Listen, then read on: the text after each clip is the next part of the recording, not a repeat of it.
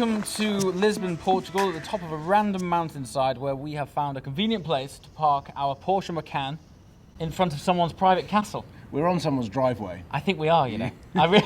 You joke, but there is literally security cameras outside that guy's front door. Yeah, but it's pointing much further down, so I don't think we're in frame. No, if you are watching this, sorry, but your place is fantastic and it has an amazing view.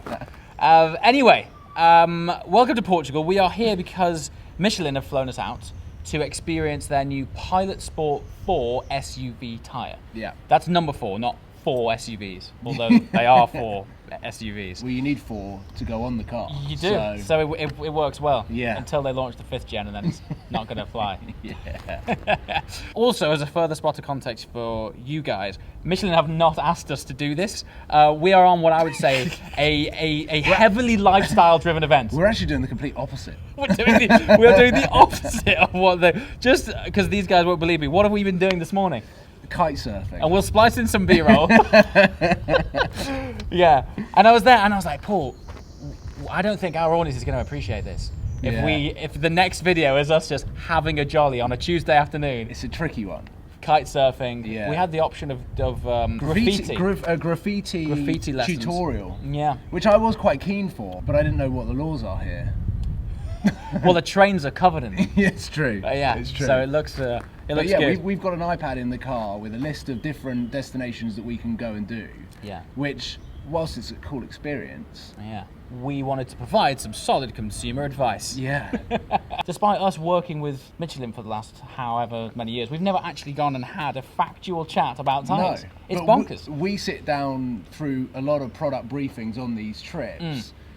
And over the years, and I'm going to say recent years, maybe the last 2, the amount that I've learned going into the importance of tyre performance, not just for lap times, but also durability, like when Michelin are involved in Le Mans. Yeah. And the importance, it's actually mind-boggling. And I kind of felt really stupid and naive the first time I ever sat down. I was like, what? Is that what they do? Yeah.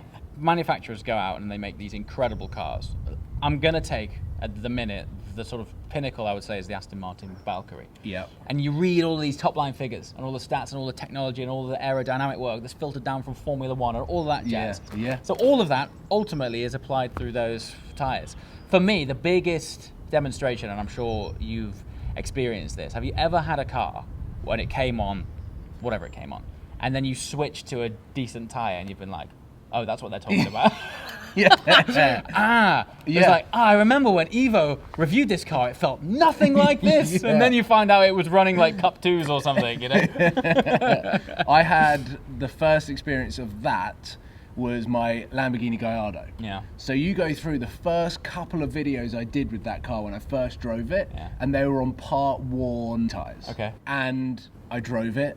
I was banging through the gears in Corsa mode, fishtailing all the way down the road. I was like, this car's out of control. What's going on? Is this what all Lamborghinis are like? Yeah. And then I did the exhaust, I remapped it, and put a set of Michelin Supersport tyres on, and everything was transformed. I was like, oh my God, it feels like a car now. It doesn't feel like I'm driving on ice. Yeah. I had a very similar experience with an Audi R8. I think I've forgotten what it came on. Understeer horrendously, like, all over even in the dry. I was like, I don't know. I was like going swift, but nothing crazy, and I lost confidence in the car. I was like, oh, no, I don't know if I'm gonna want to enter that corner that quickly. And then anyway, it turns out they wore through so quickly. And as a spot of context, I grew up in a household that was die-hard Michelin. Well, because your dad used to. My dad worked for them. Yeah. So long before any of this, and before I was born, back in the 70s, my dad worked for Michelin as a tyre tester, and he was sent to Arizona. That's a cool job. To literally, he would wake up in the morning, they give him a fresh set of tyres drive with the tread depth, and then at the end of the day, go and tell us what the tread depth was. And they would put different weights in the back of the cars to make them heavier or lighter and simulate driving in the evening when it was cooler or in the day when it was super hot. And then he did that for 3 years, just developing. So it's cool. Bonkers, yeah. And so when I started to drive, he was like, the importance of a good tyre, well, I swear by Michelin. And it's so funny that it's come full circle and now we're here working with these guys. Tyre technology and development has come on so much that the tyres that were specifically designed for the Murcielago in, like, let's say 2008, comparative to what is on an Aventador SVJ now, night and day. is mind-blowing. I went out with a friend in a Bugatti Veyron, and he said... Show up. Well, I wasn't driving it. And he said, these tyres are 10 years old. Right. So in the dry, they are perfect. In the perfect conditions, they're awesome. But as soon as you start driving them in the wet, the technology that tyres have now for driving in damp and wet conditions is so different that he said that a normal VW Golf with up-to-date tyres will be better than a Bugatti Veyron. It's amazing, isn't it? Yeah. So part of the notoriety of the Carrera GT is, oh no, they're a death trap. But the first generation tyres which were developed for those cars were effectively plastic. and so unless you got any heat in them and you tried to drive it at the ability that it was capable of driving, it would just swap ends. Yeah. And I've tried both cars now on the original tyres and the newer tyres. So Michelin now do a Cup 2 for That fit Carrera GT. that fit them. Wow. And well, the first car I drove was on these new tyres. And I'm driving this car, I'm thinking, what's the big deal? Like, what's everyone talking about? I mean, it was a nice hot day. Rails. This is amazing car. And then recently, I drove a car with the Gen 1 tyres on. I was like, now I get it. Yeah. I get it. It feels like I'm going to die all the time. Let's face it, tyres by convention are a loathed purchase. The last thing you want to do is go, God. But you have to go. I go back to when I had a Vauxhall Astra, let's say, and the car was worth £3,000, and it goes in for an MOT, and they say, oh, you're going to need 2 new front tyres or whatever, and you literally go, I just want the cheapest tyres. Yeah. Because for those cars and at that price point, I totally understand that. It just makes sense that you are doing the bare minimal to get by. Yeah. But what you're forgetting is those tyres will in the long run wear out much quicker. Yeah. Therefore you spend another £30 or £60 and in 2 or 3 years time you're getting horrendous performance. Yeah. Not that you're really pushing an Astra to the limit. You never know. But you're spending probably more than if you actually just got which works for any industry and any product. Yeah. If you buy right, you generally get what you pay for. Exactly. By and large. I think as well, a big element of it, which might not be discussed, is the safety element of it. Yeah. And the displacement of water. So if you've ever had the misfortune of experiencing aquaplaning, it's the most horrendous experience. And to have something that you know is going to displace that water if you've come across something standing after a flash rain, or you just don't see a... But you don't want to aquaplane. Aquaplane is the scariest thing. You have zero control. One thing which was highlighted to me when I first started doing work with these guys was the amount of R&D that they put in tyres. So have a random guess how much they stick into tyre R&D. Christ. Yeah. It's a number that I probably can't even make up. Yeah. So, and this was a figure that I got. I don't want to I don't want to offend Michelin. You don't want to downplay it? A couple of mil. Yeah. But then I don't want to go, oh, Michelin has got so much money that it's $1 billion. I don't know how much it is. Well, it's closer to $1 billion. It's over 600 million of R&D into new tyre tech. But that's across the board. Everything from like aviation to like quarry trucks and things like that. But the amount of R&D, and I think that for me sets so much context. I was like, Christ. Yeah. That's serious, man. You'd hope by the end of 600 million that they'd know what they're doing. It feels like it. Yeah, it feels that way, And I guess from our world, while we do spend the majority of time on the road, they're amazing that you can drive these things to my GT3, dude.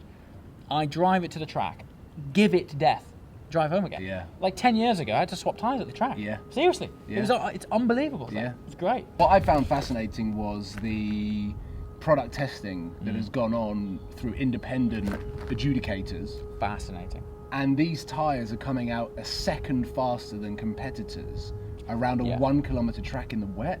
Insane.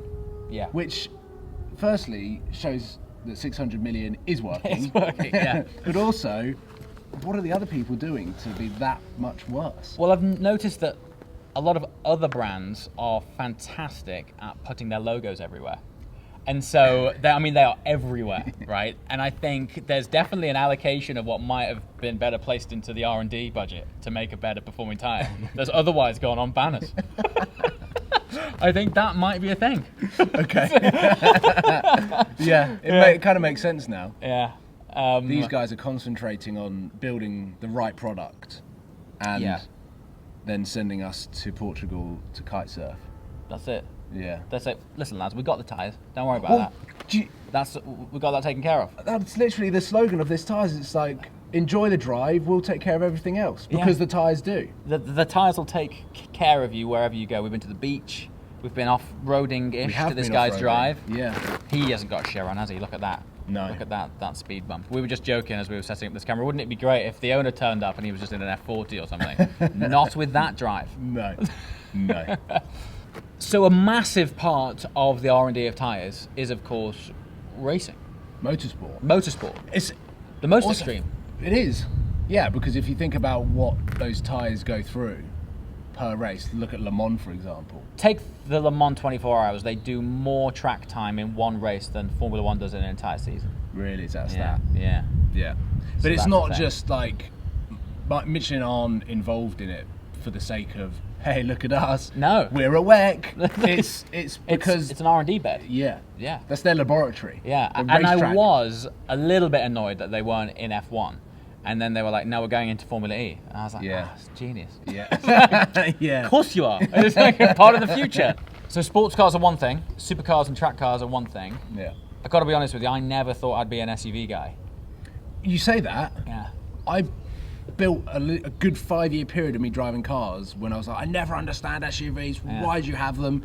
And now I've got this Cupra Ateca that probably isn't the same size as a Macan, but I'm still sat up and thinking, this is great. There is something great about an elevated ride height. Yeah. You know, even as simple as just being able to see ahead at the traffic lights a bit more, and, you know, and I like it as well when I'm in chill mode and I'm a bit higher and I can look over the hedge tops and see things that I don't normally see when I'm in a car which is a bit lower. But on the briefing that we had from Michelin before we started the drive, long and short of it is the SUV market's going insane. It's like exploding. Yeah, it is. Yeah, and so obviously they've identified that. They've developed a tyre which, let's face it, the niche for a performance SUV isn't that old. No. You know, when we've got Lamborghini Urus doing like 200 mile an hour. Yeah, we got the new Bentley Bentayga Speed. Bentayga Speed, which has just taken the record from that, from the Urus, although I think it's by like 1 mile an hour or something, but still. They did it. But all of a sudden we've got these like 2-ton Uber tanks that are doing performance of sports cars 5 years ago. Yeah. It's mad. Yeah. And so that's why these guys have developed effectively what is a pilot sport for an SUV. Yeah. So It's quite cool, that. A heavier car, a bigger car with a higher centre of gravity needs a slightly different tyre. Absolutely. This is where it filters down from the likes of World Endurance Championship and racing.